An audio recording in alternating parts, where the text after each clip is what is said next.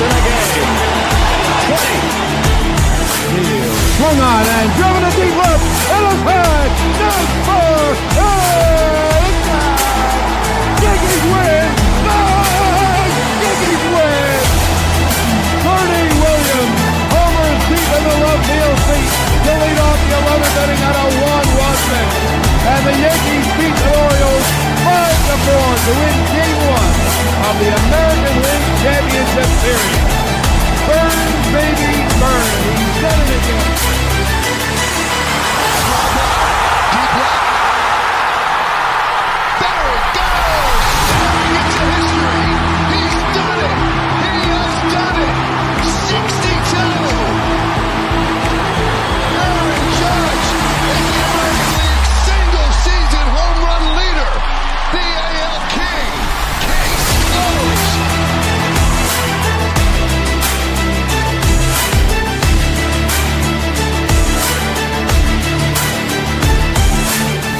What is going on, baseball fans? Jeremy Latacuente here for the Baseball Banter Broadcast, and I am here with my new co-host, Dave. What's going on, Dave? Not much, man. What is going on with you?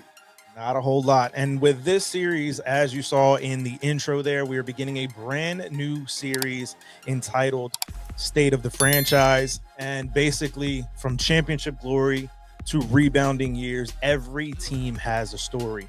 And on this exclusive series, we are going to go over the state of the franchise. Today, we begin with some new friends from the BuccoBantr Podcast, and we're discussing the Pittsburgh Pirates. What's going on, guys? How's it going? Thanks for having us. Yeah, absolutely. Baseball Banter meets BuccoBantr. I think this is a match made in heaven. Absolutely. So essentially what we're going to look to do here tonight is to bring you guys the latest and greatest news from the Pittsburgh Pirates. And the first thing we absolutely have to tackle is what are the overall thoughts right off the bat, just gut feelings, and then we'll get into kind of the specifics of the team. Oh boy. All right. Well, there's No a lot pressure. there's a lot of positives to talk about this Pirates team going into this year. The Paul Skeens obviously coming back, having a full workload, Jared Jones staying healthy, young pitching talent. You got Mitch Keller, you got some prospects on the rise, but this team hasn't done anything to address the biggest need this offseason, which has been bats. So the gut feeling going into the season for me is just, I don't think they did enough. But, you know, we'll divulge and we'll get into that. But it's been pretty quiet here in Pittsburgh. I would say the same. I told Adam, you know, throughout the offseason, this is probably the most important offseason the Pirates are going to have because they've got this young staff, and now is time. It's year 6 of the rebuild. It's time to build around these guys. And, you know, we had our hopes up with guys like Tyler O'Neill and some other guys that signed reasonable contracts. I mean, shouldn't be unreasonable for the Pirates. And they didn't do that. So we're really banking on the new hitting coach coming in and really turning a corner with some of these young guys they have on the roster.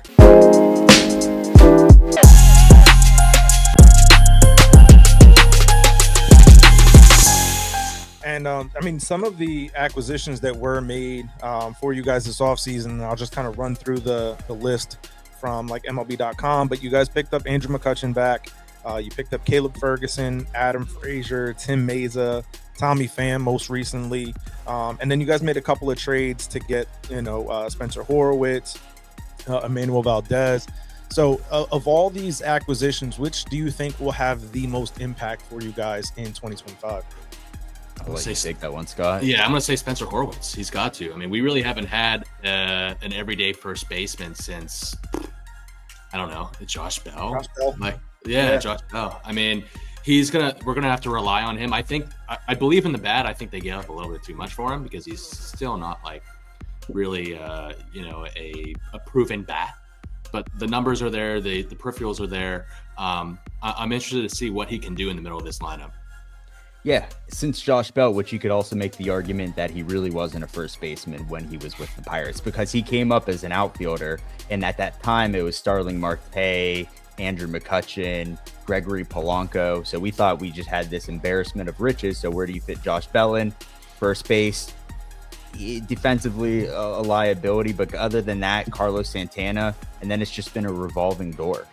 to the point where you're bringing in 35-year-old veterans, hoping for a bounce back year like Rowdy Tellez. But as Scott mentioned, it's a 27-year-old rookie. They gave up a lot, but the Pirates are all about years of control. How can this guy contribute for the longest period of time while paying him a minimum contract? So they got that in Spencer Horwitz. I think there's pop in the bat for sure, but just inexperience. For sure. And I think sometimes when you look at those young players, they do give you a sense of like wonder, almost like, I wonder what they can do, or I wonder how he's going to compare to, you know, some of the other first basemen in your division, stuff like that. So definitely a sense of, you know, building around a young core like you guys talked about. You know, Paul Skeens obviously just kind of blew the world on fire, and without a doubt is a guy that I'm very interested in seeing how his 2025 full season plays out. I think that you guys have a really good core that is being built. I don't want to give too much away when we get into some of the gradings of different things, but I'm very high on your pitching staff, so we'll tease it with that way.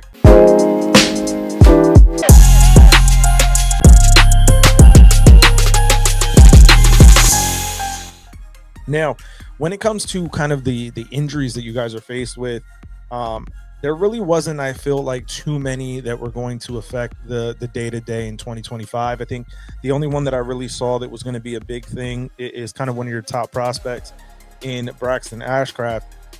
Is there anything more that you guys have heard through the rumblings of what could be facing you guys in terms of the injury front in 2025? Yeah, I think the biggest question mark going into 2025 is Brian Hayes going to be healthy. This is arguably the best defender in baseball when healthy, at least at his position. You can make the argument that he's the best overall. He was trending in that direction, but he's a young guy with a bad back, and that has hindered his career from start to where we're at now, to the point where you're hearing rumors in the inner circles. Is this guy going to have to get surgery? Is he going to miss an entire year? Is this going to be a guy that only plays 80 to 100 games a year? Because when healthy and the bat keeps going, he has a lot of promise. This could be like an all-star potential type guy, but with the rotational aspect of it and the lower back, he just really can't get it going at the plate. So I would say, like, if he could stay healthy, that's a big plus for the Pirates, but it just hasn't happened in the past couple of years, especially with the monetary amount that's been attached onto it. It was the biggest contract in team history. What, $75 million over 5 years? 7 years, I think. 7 years. Yeah. I mean, this kid needs to play. Like, absolutely. Yeah. I mean, I think he's the obvious answer, but not that they're injured, but two guys I'm watching. Dari Moreta is a middle reliever that's coming back from Tommy John, and then David Bednar. Can he be the guy that he once was? Because he started last year hurt, and it affected his whole season almost. I mean, he didn't get the proper ramp up to opening day, and you could see it impacted him mentally and in every way possible. So he's a guy that I'll be watching too in spring, making sure that he gets that proper ramp up to opening day. Yeah. Now, so the only other one that I can think of is Johan Oviedo coming back from Tommy John as well, which is, this team has a ton of arms, but him as depth coming in, he also has the potential to be a high leverage guy, just big body. I mean, if you ever look at Johan Oviedo in person, he is just a massive human being. So potentially a workhorse, a guy that when healthy could give you 200 innings. If not, like, you could throw him in the 7 to 8th inning role and he could be good, but you just never know coming back from Tommy John. For sure. Yeah, I mean, and we know that process typically has that, 12 to 18 month time frame, depending on whether you're a reliever or a starter. But there's always different guys bounce back different ways, So it'll definitely be interesting to see how kind of that all shakes out for you guys.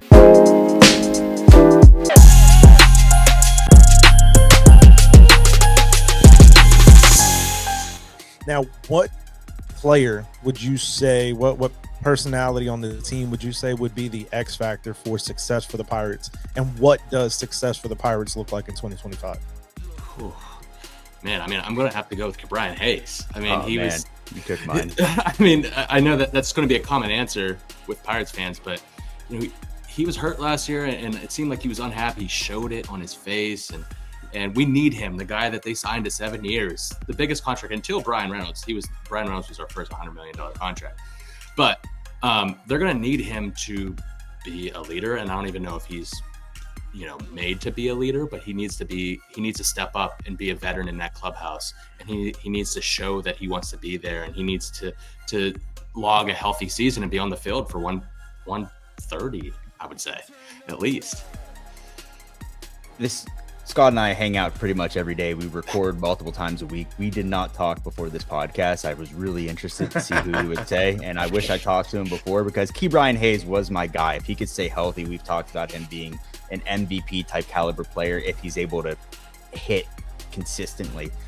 But I'll go with Oneil Cruz just because it's a full year of a position change. A lot of people forget that last year was Oneil Cruz's first full year in Major League Baseball.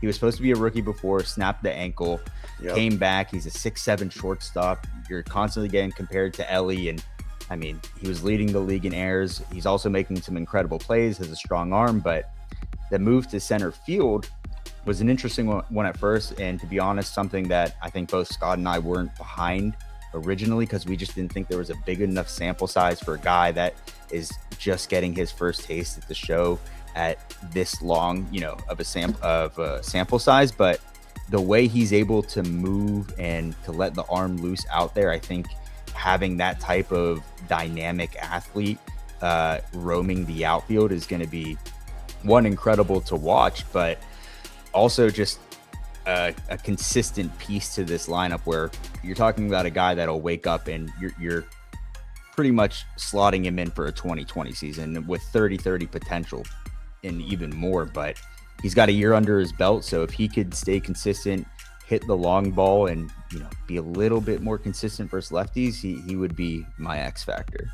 Yeah, when they moved in the center field, I was kind of like, what the hell are they doing? To me, it didn't make much sense. But then, when you see how hard he throws from shortstop to first base, he got clocked at 97 miles an hour throwing the ball to first base. So that arm does play well in center field. If not, he's gonna kill a first baseman with how hard he throws the damn ball.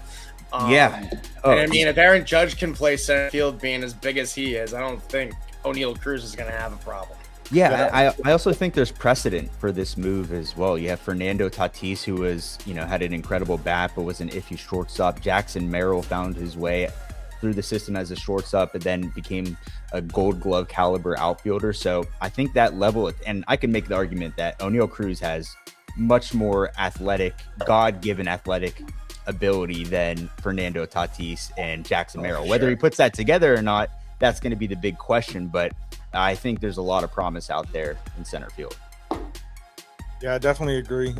So I had a pick of Jared Jones, and I think that Jared Jones is a big factor for the Pirates' success. Obviously, everybody's going to be looking at Paul Skeens and what he does on a nightly basis, but I think that Jared Jones backing him up is going to be kind of the big X factor for you guys.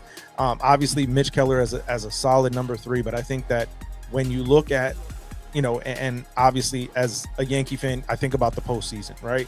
And obviously with Pittsburgh in a short series, they are scary with Skeens, Jones, and Keller in that. And I think about him being able to kind of take that next step in his career, that next level of maturation as a pitcher, being able to know when to kind of pull back a little bit to get a little bit more out of his stuff. And I think that he's going to play a big factor for the Pirates' success in 25. What's more impressive about him, and not to cut you off here, but we saw him at up close. We got to meet him at Pirates Fan Fest. He's not a big guy at all, like 5'9", 5'10" tops, and he gets every ounce of energy from the ground up when he's on the mound, and he pitches with this bulldog mentality. He is probably more fun to watch than Skeens, which is kind of weird to say because of how that attitude that he pitches with. But I like that pick. Yeah, I think for him, it's just going to be developing a third pitch. I think he got a little bit exposed towards the end of last year. I mean, he had a lat injury, which is never fun for pitchers, but fastball at the top of the zone with a slider, when it's on, it's great, but when it's off, and that's the only two things that you got, that you're going to be sitting waiting for that fastball. So like you said, the maturation of Jared Jones becoming more of a pitcher, because I don't think the Pirates saw him in this position last year. making the team out of spring training. It was almost a necessity because they had nobody in the starting rotation. It's funny to think that the Pirates, out of all the problems that we have, the starting rotation was the biggest one last year. And it ended up being a complete opposite, but Jared Jones definitely played a huge role in contributing to that success.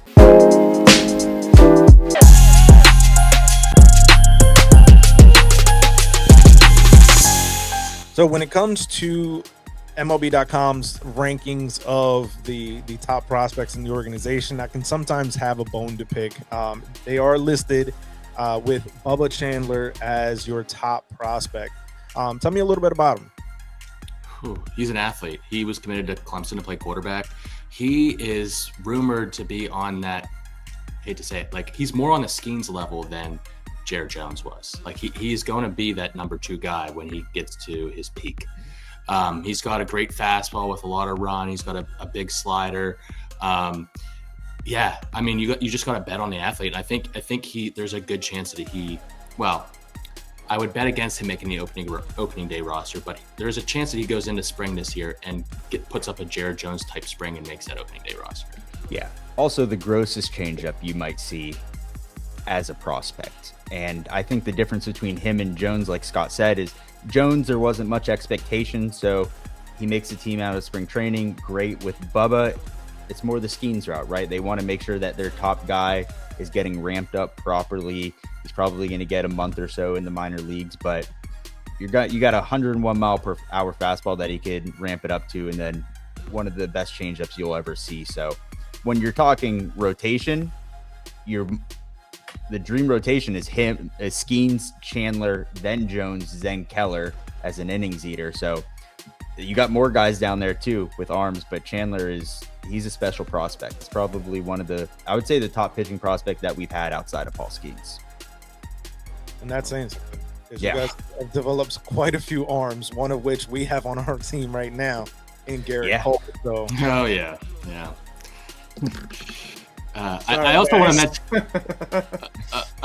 to mention Thomas Harrington because he could fit in that 4 or 5 role too, and Mitch Keller could be a 5 at some point. Thomas Harrington, we talked about it last week, me and Adam.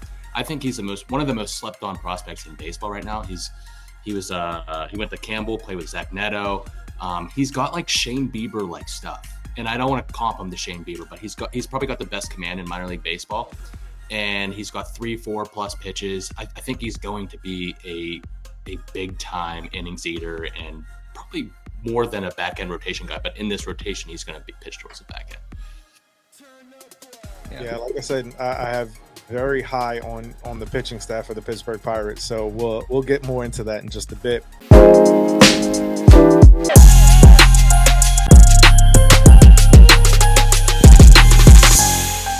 But I want to dive in and kind of look a little bit to the future towards this season.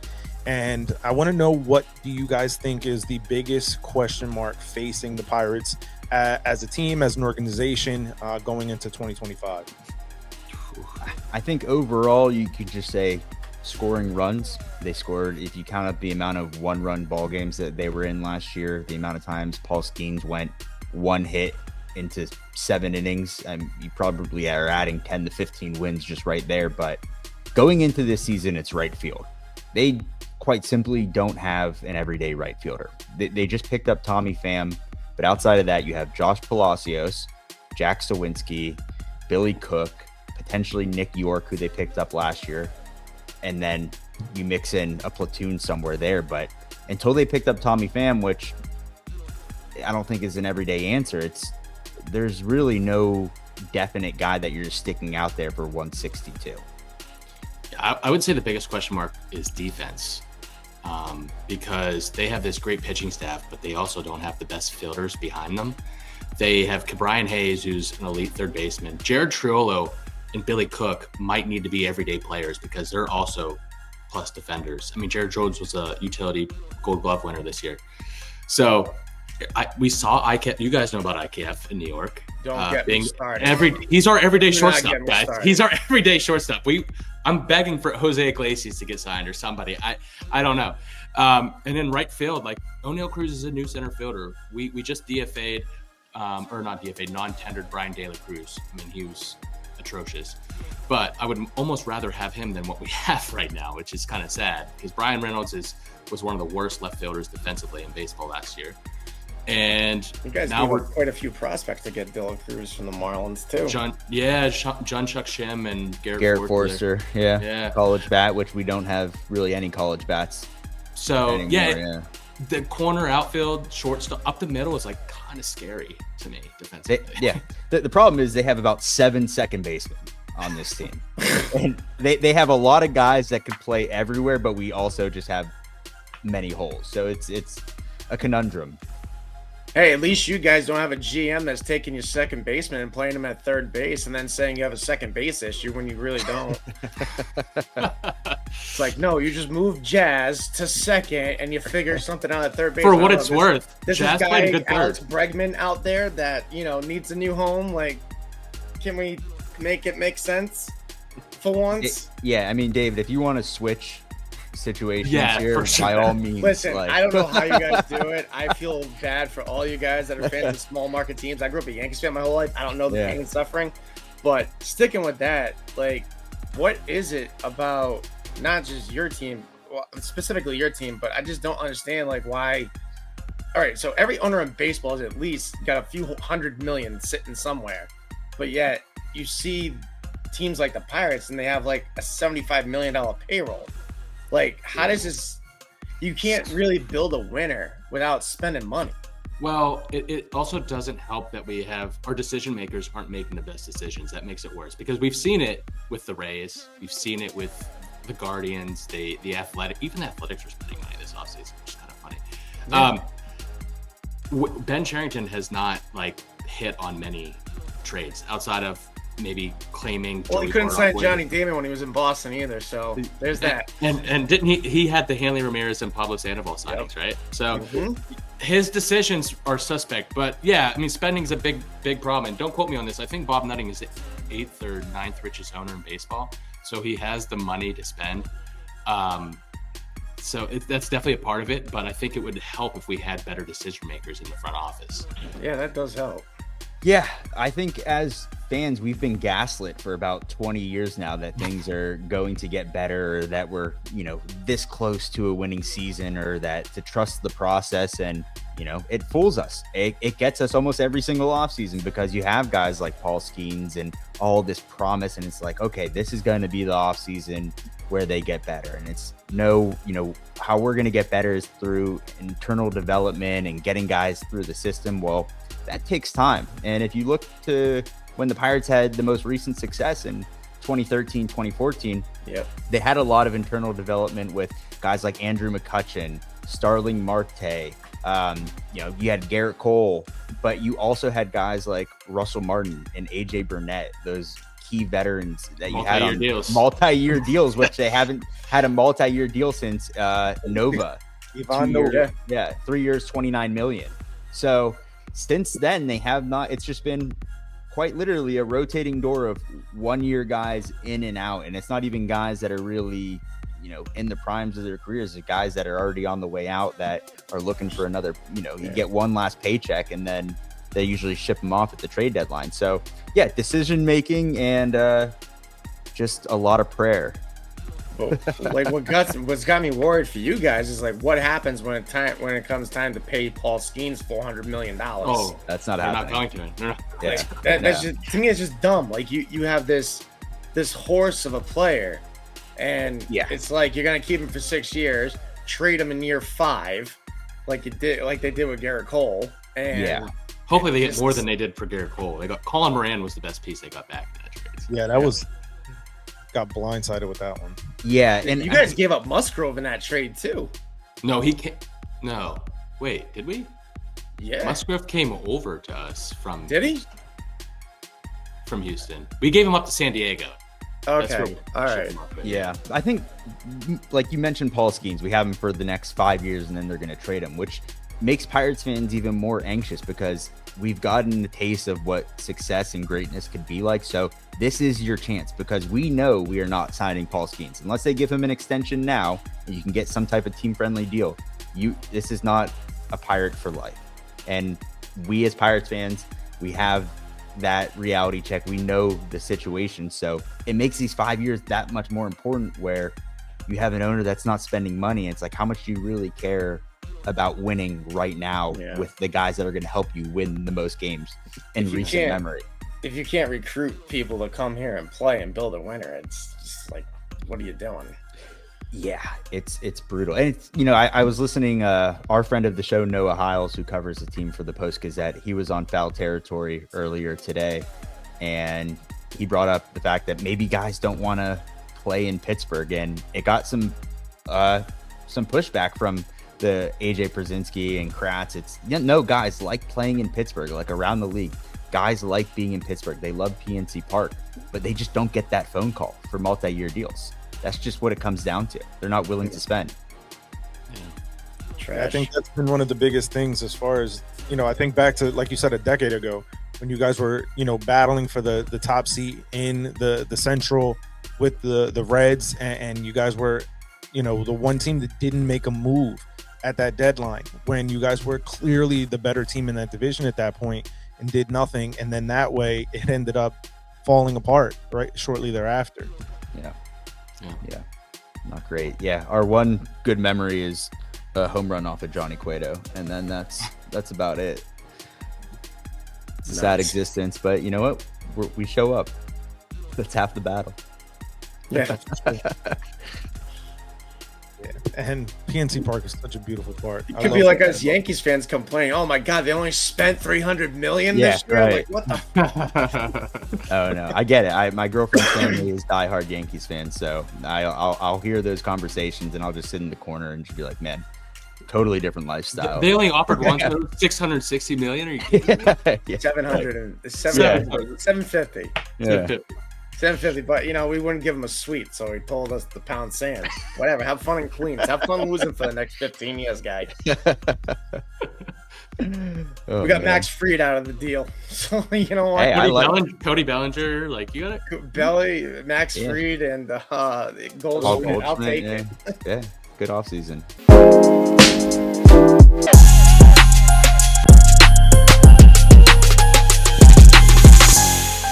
One other thing that I always like to do is look at and ask, as far as bold predictions for your season. So, what kind of bold prediction do you guys have for your team this year? I'll take it. It kind of goes off of what I was talking about earlier. If I were to give my boldest prediction, I think O'Neal Cruz is in the Gold Glove conversation in center field. That's a really bold prediction, but I just think the athleticism is there. He's got a year under his belt. I think he's going to have a ton of assists in the outfield. He's going to get to balls that probably have a 10% chance of getting caught, and he's going to make it look easy. So, like I mentioned, Jackson Merrill, Fernando Tatis did it. Those guys are in that conversation. I don't see any reason why O'Neal Cruz can't take his level of play and become a good defender, which I think in turn is going to help his bat being out in the outfield. I have some hot takes, but I'm going to go really bold. Okay. And Adam, I already know where I'm going. Yeah. I'm going to say Jared Triolo becomes an everyday player and competes for an NL batting title, because I know we batted 208 last year, whatever. It's fine. I believe in the bat to ball data, and Matt Haig's coming in. Yeah, David, I know. 208 batting average last year, and you think this guy's going to win a batting title? He's got. What's in that cup you're drinking?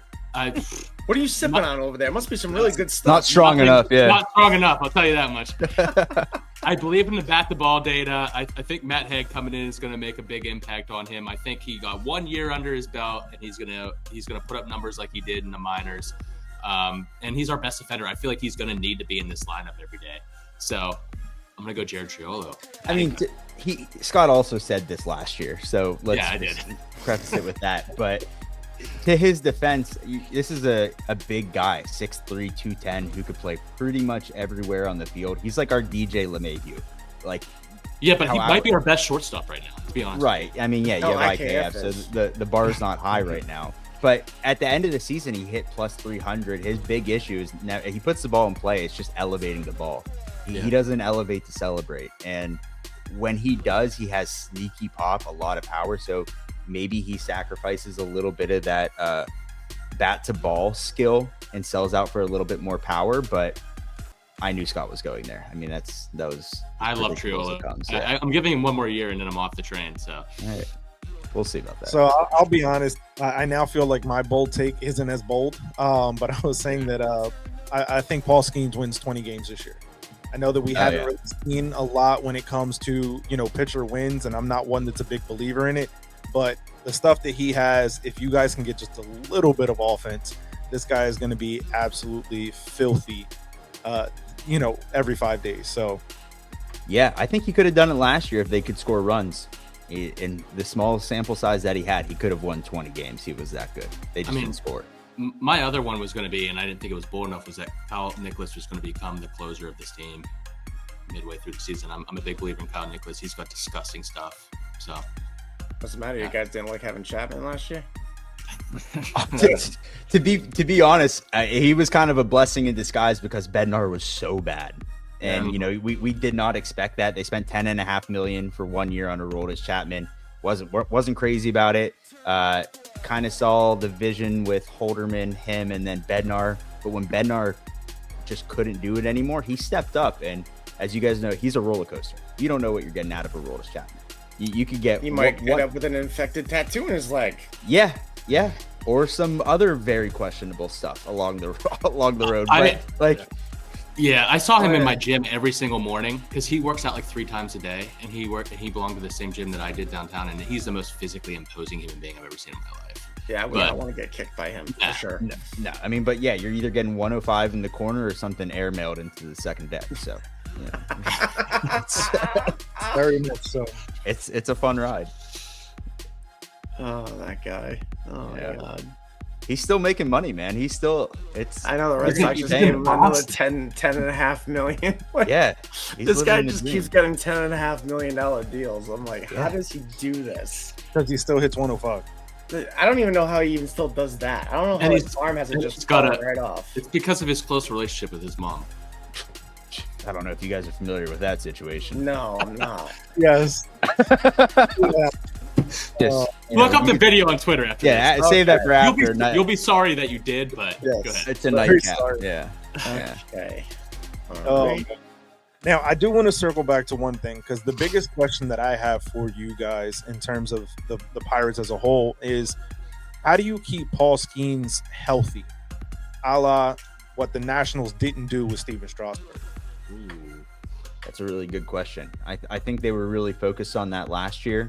With the workload, you saw a lot of starts where Paul Skeens went 3 innings and then they took him out. They did it with Jared Jones as well. I believe it was at Citi Field. He went 5 innings, 50 pitches, and they took him out because they told him you're going 5 innings. So I think with Skeens, it's a little bit different because the delivery is so repeatable and there's not much mileage on the arm to begin with. People forget he's fairly new to pitching. Like, he hasn't been doing this for that long. Like, he was only a full-time pitcher at LSU. So there's not much mileage on the arm. So I think this year you're going to see 180 to 200 innings. He's very capable of doing that, but it's just going to be a matter of I think, honestly, who he's surrounded with in run support. Because if you're really just relying on him and working that pitch count up, it's going to be tough. And maybe they manage that with some skip starts here and there, but they're going to want to get the most out of Paul Skeens. So that's an interesting question. And one thing also, just to jump in here really quick, the game has changed, but like I talk to 2 of my closest friends that were major league pitchers, Kenny Sturts and Scott Sanders, all the time about this. The reason why these guys keep getting hurt is because no one throws anymore. They don't pitch over 100 pitches anymore. They don't throw long toss anymore. But the reason why all arm injuries keep happening is because these guys are not conditioned in a way where your body can take it. Like, you go back and you watch, I think it was game 3 or 4 of the 2000 World Series. Al Leiter had thrown 150 pitches by the 6th inning. Andy Pettitte was up over 150 by the end of that game going into the 7th inning. So if they can find a way to get, like, it's almost like these guys are afraid to pitch today. It's like, no, 100 pitches, you're done. It's like you got guys throwing close to 60 pitches by the time it's even the 4th inning. Like, good luck. So the game needs to find a way to get back to its roots and just let these guys pitch instead of babying them. I also think, to the contrary, I think it has to do with sports specialization too. Like at the younger ages, I think that a lot of these guys are just doing nothing but pitching year round, and maybe they're not pitching a lot of innings per game, but like they're still pitching year round rather than playing basketball, football, soccer, whatever, and working those different areas of their body to be more athletic. I've seen that as a lot too. But what I was going to say about Paul Skeens is that I think I'm going to stick to my theme about defense. I think limiting the unnecessary pitches, limiting the unnecessary innings is key. And that would have been my focus going into this offseason, is getting bats, but also focusing on defense. And they just didn't do that. So yeah, we'll see. I think if you had the opportunity to go to a Paul Skeens start, absolutely show up an hour and a half early to the game, just sit at the ballpark and watch this guy warm up, and you'll understand why he is.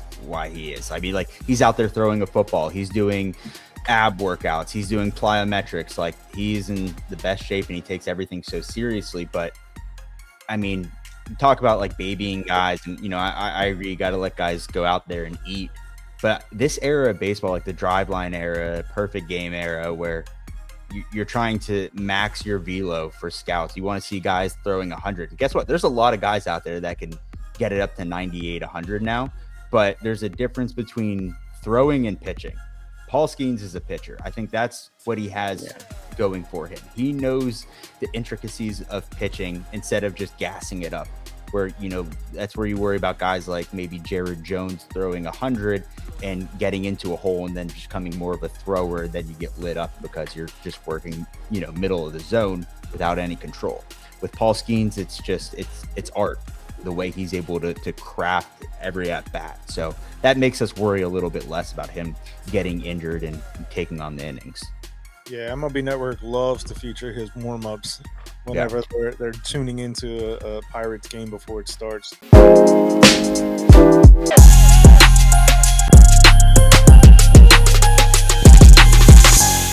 So I then want to jump in and kind of look at both the offensive side and the pitching side of the Pirates and kind of get what you guys would grade out both sides as the team stands right now. Obviously, we're a couple days away from pitchers and catchers reporting as we're recording this, and a week or two away from spring training games. So a lot can change between now and opening day. But where do you guys grade out the offense for Pittsburgh right now? On like an A, B, C scale? Yep. Yeah. Whew, man, I would say a C. We'll go C. I'm C minus C. They just really see it. Yeah, they did nothing to improve it. You can make the argument that they brought in Spencer Horwitz, and that's a consistency that they didn't have before at first base. But, again, not much time at the big league level. So you're counting on an older Andrew McCutchen to hit 20 home runs again. You're counting on Joey Bart to show that like he really did have it this whole time, and it was just being the predecessor to Buster Posey that was kind of his downfall in San Francisco. You got consistencies from Brian Reynolds and O'Neal Cruz to hit 20 plus a year, but then after that it's a big question mark. Driving and slugging and power, that's where the game is now. You got to drive guys in, and this is something this team can't do. So I err more on the C minus side just because they really did nothing to improve this team. It's more like wait and see, because you need to step forwards from like Nicky Gonzalez. Like Nicky Gonzalez did take a step forward last year, but can he maintain that? Can we have Nick York or Billy Cook, some of those young bats, take a step forward into like that role that Nicky G played last year? They're going to depend on this new hitting coach and these young guys to really improve this year, this internal development, which they have not shown the ability to develop bats. They're depending on that for their offense to take a step forward this season. So we'll see. I'll gladly eat my words. Yeah. So it's funny because that's exactly the grading that I had for the Pirates offense was a C minus. I didn't think that they did a lot, even though there were some interesting moves, picking up guys like Pham. I think is a good clubhouse guy. I think that he can help some of those young guys mature and take that next step a bit. A guy like Adam Frazier has been kind of a Swiss Army knife for a couple of teams, even though he hasn't, in my opinion, really found it hitting wise. I think that he'll have a bit better of a swing in terms of hitting at PNC than what he was doing with the Mariners. But overall, I felt like there just wasn't really enough done to augment what you guys have with your pitching. So I definitely agree that C- grading was kind of what I had for the team as well.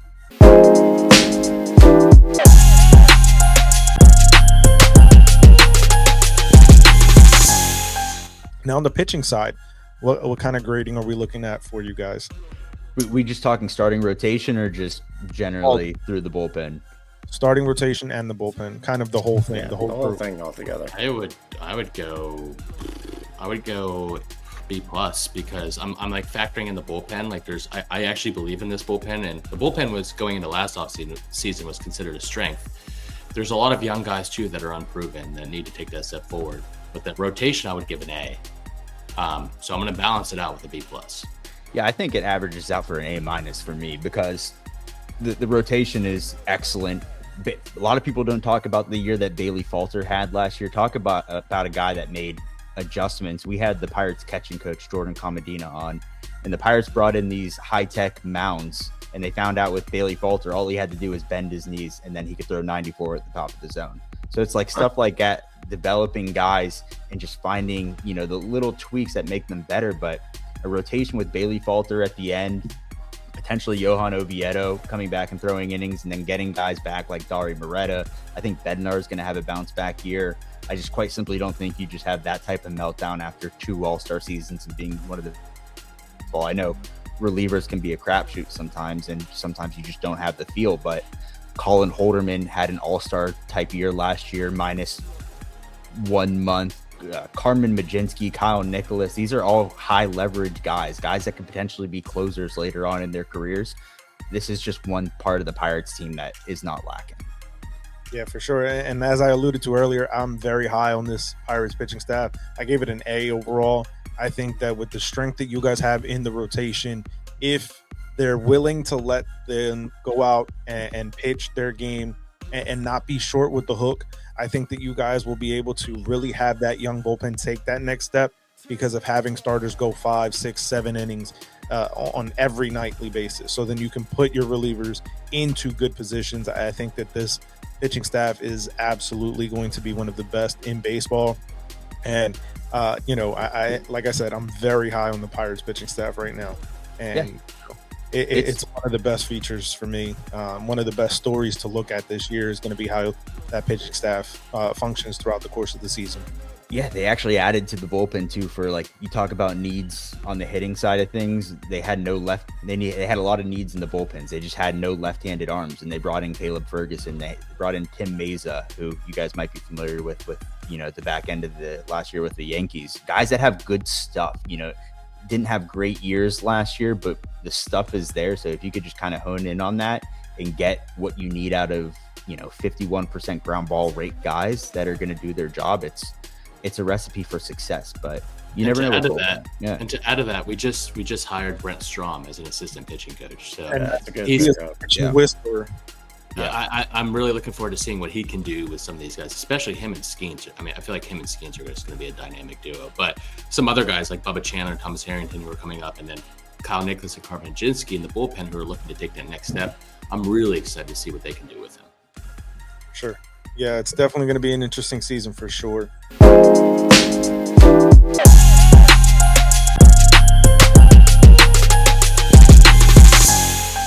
Now, when it comes to the season, I don't know if you guys give too much into the, Pacoda and Fangraph projections as far as, where you guys are set to land.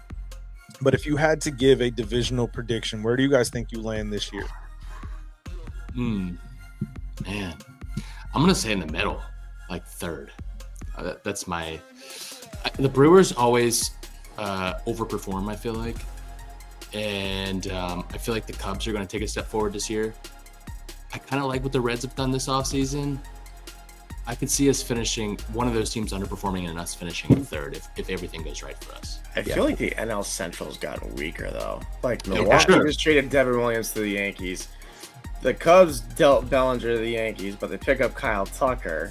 So yeah, I agree. We'll see how that goes. And then, Cincinnati got Gavin Lux.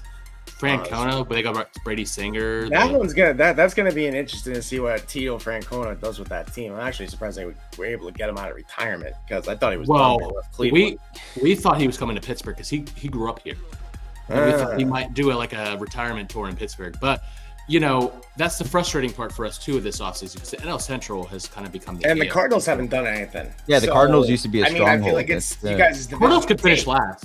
Cardinals could finish last this year. I really believe that. I think that's the frustrating part for us this offseason. It's like you have this division that is like attainable with this great pitching staff, and you haven't added enough. So I don't know. I think the NL Central could go many different ways this year. Yeah, I would say fourth place. You got to sell me on the bats. I think pitching can only take you so far down the road. There's going to be injuries along the way. You got to hit, and until they do that, I think it's kind of just par for the course that they finished in the same spot they did last year. Yeah, so it's actually interesting when I was going through and kind of game planning for this series. Your pitching staff had me thinking second place for you guys, just because I was so high on them for it.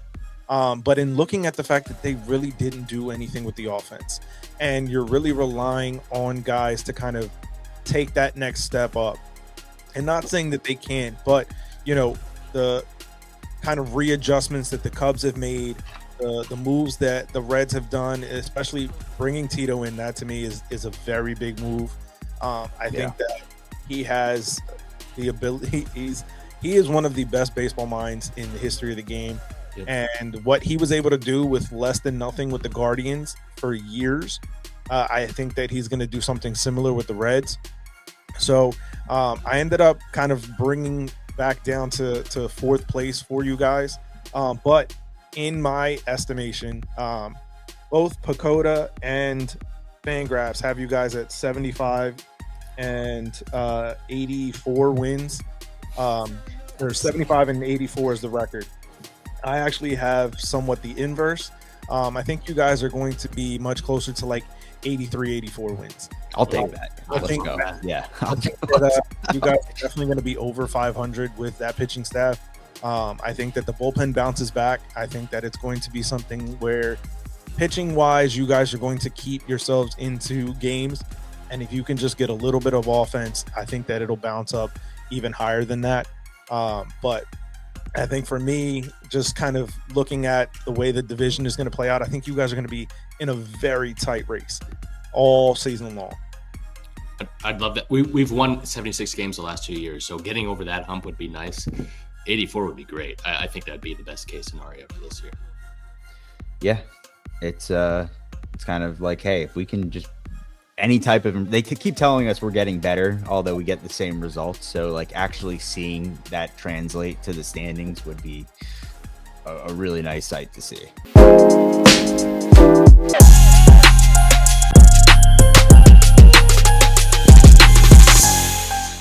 As we can wrap up here, using the title of this series, The State of the Franchise, where do you guys see the state of the Pittsburgh Pirates for 2025 and beyond?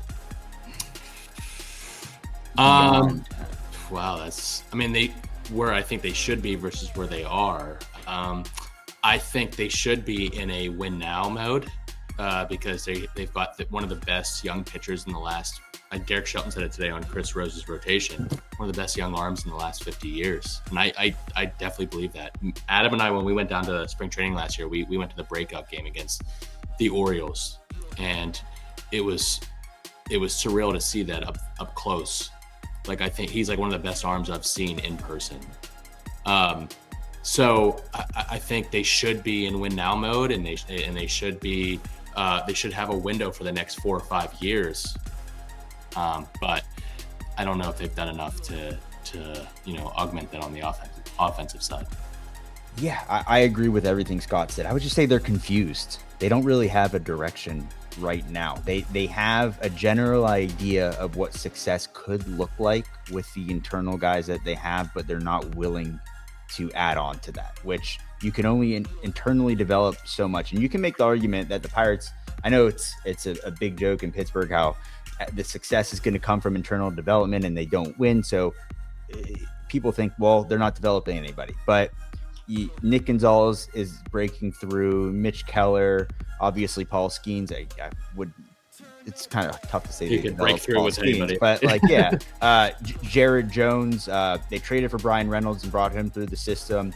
O'Neal Cruz was traded and he came through the system. So they've done that well. Like they have that core there right now that you could win with if you add on to them. If you supplement that with the Russell Martins and the AJ Burnett's of the world, like they did 10 years prior. So until they do that, it's a confused organization.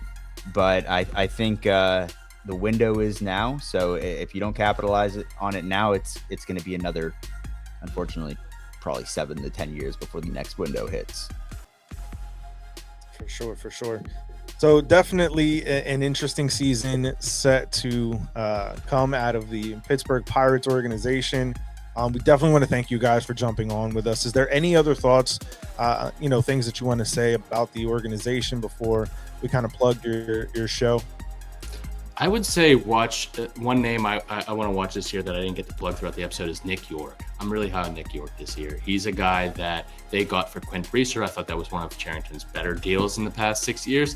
And he's apparently, everyone's really high on him. The further away he gets from his shoulder surgery, he seems like a guy that could play almost anywhere, and the bat is plus. So he's a guy that I also see as like a pick to click this year or a breakout candidate. It's Nick York. Watch out for him this year. Yeah, just kind of staying on the same course. A guy that we didn't mention earlier with injuries is Endy Rodriguez, another guy that they brought over in trade who was once our top hitting prospect, switch hitting catcher who could play first base, made his debut, and then Tommy John when he was down in the Dominican Winter League, excuse me. So him coming back after missing an entire year and getting a full rookie season for potentially what was one of our top prospects could be a game changer where you plug him in, whether that be behind the plate every other day or first base when you want to give Horwitz a rest, or just DH him. If that back can get going, that is as good as adding a free agent if he lives up to the hype. But there's just a lot of question marks. For sure.